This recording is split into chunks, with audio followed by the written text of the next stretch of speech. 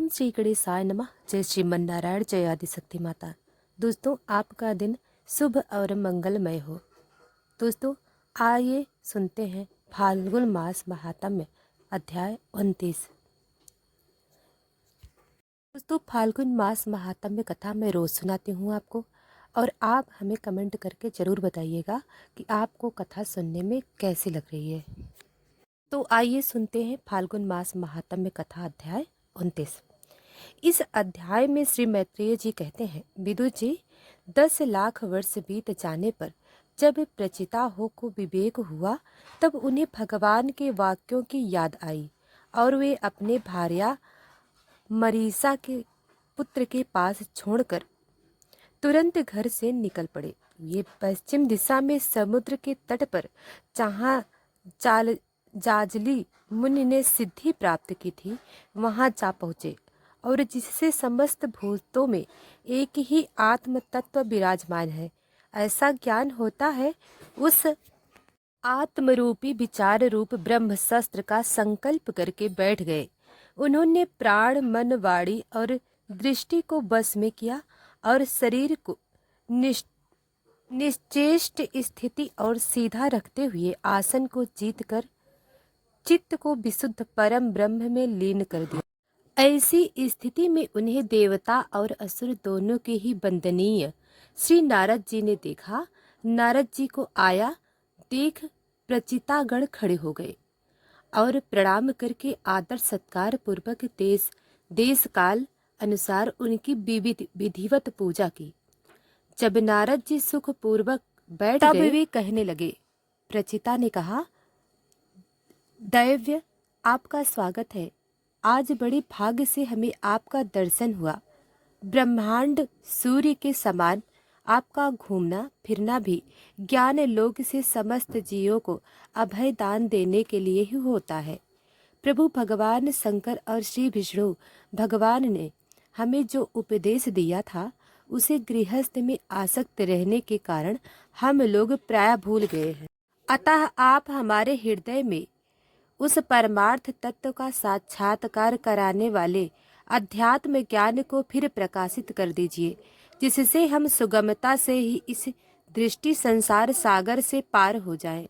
श्री मैत्री जी कहते हैं, भगवान नारद जी का चित्त सर्वथा भगवान श्री कृष्ण में ही लगा रहता है। वे प्रचिता को है इस प्रकार पूछने पर उनसे कहने लगे।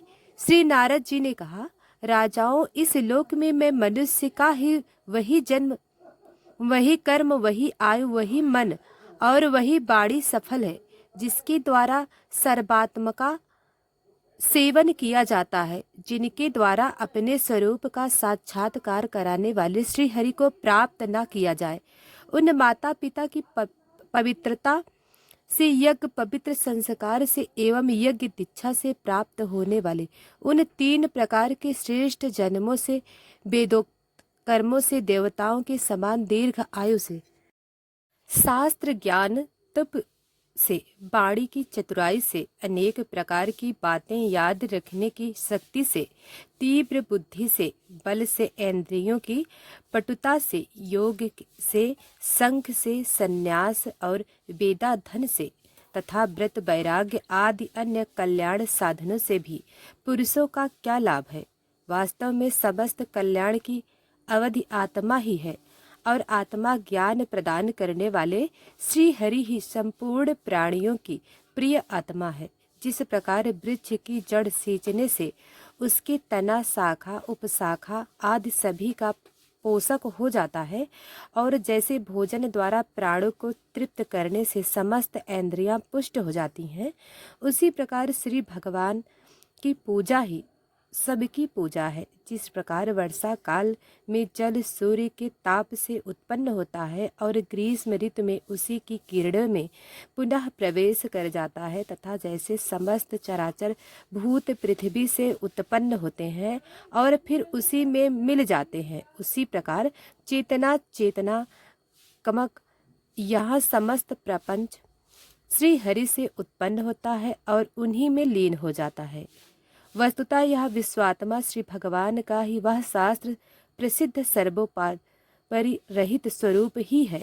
जैसे सूर्य की प्रभा उससे भिन्न नहीं होती, उसी प्रकार कभी कभी गंधर्व नगर के समान स्फूर्ति होने वाला यह जगत भगवान से भिन्न नहीं होते। जैसे जागृत अवस्था में इंद्रियां क्रियाशील रहती हैं, किंतु सुप्ति में उनकी शक्तियां लीन हो जाती हैं, उसी प्रकार यह जगत सर्ग काल में भगवान से प्रकट हो जाता है और कल्पा होने पर भी उन्हीं में लीन हो जाता है। स्वरूप तत्व भगवान में दिव्य क्रिया और ज्ञान रूपी त्रिविध अहंकार के कार्यों की तथा उनके निमित्त से होने वाले भेद भ्रम की सत्ता ही है।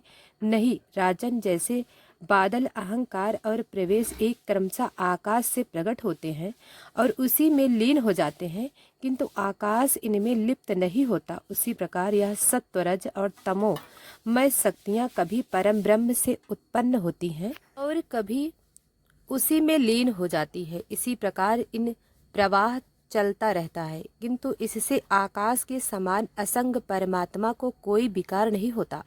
अतः तुम ब्रह्म देवी से जो कुछ मिल जाए उसी में संतुष्ट रहने से तथा समस्त इंद्रियों को विषयों से निवृत्त करके शांत करने से शीघ्र प्रसन्न हो जाते हैं।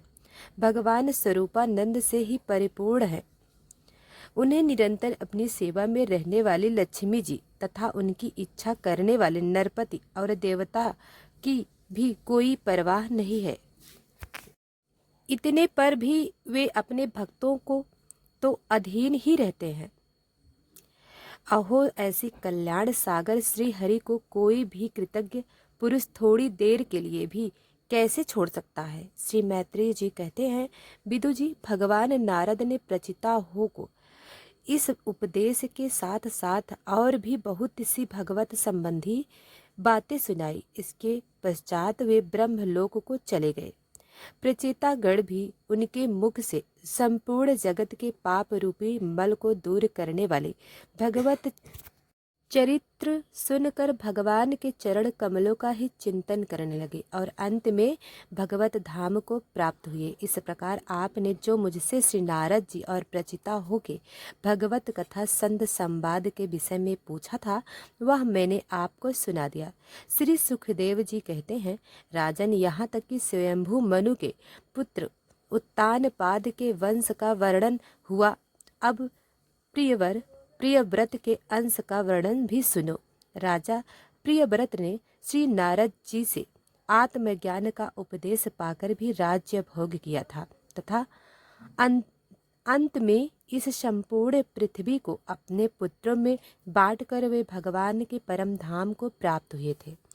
राजन, इधर श्री मैत्रेय जी के मुख से यह भगवत गुणा अनुवाद युक्त पवित्र कथा सुनकर विदु जी प्रेम मग्न हो गए। भक्ति भाव का उद्रेक होने से उनके नेत्रों से पवित्र आंसुओं की धारा बहने लगी तथा उन्होंने हृदय में भगवत चरणों का स्मरण करते हुए अपना मस्तक मुनिवर मैत्र जी के चरणों पर रख दिया। विदु जी कहने लगे, महायोगिन, आप बड़े ही करुणामय हैं। आज आपने मुझे अज्ञान अंधकार से उस पार पहुंचा दिया है जहां अकिंचन के सर्वस्व श्री हरि विराजते हैं। श्री सुखदेव जी कहते हैं, मैत्रेय जी को उपयुक्त कृतज्ञता सूचक वचन कहकर तथा प्रणाम कर विदु जी ने उनसे आज्ञा ली और फिर शांत चित्त होकर अपने बंधुजनों से मिलने के लिए वे हस्तिनापुर चले गए। राजन, जो पुरुष भगवान शरणागत परम भागवत राजाओं का यह पवित्र चरित्र सुनेगा, उसे दीर्घ आयु, धन, श्रेयस, क्षेम, सद्गति और ऐश्वर्य की प्राप्ति होगी। तो इसी के साथ यह अध्याय समाप्त हुआ। मैं आगे की कथा आपको कल से सुनाऊंगी। तो प्रेम से बोलिए जय श्रीमन नारायण।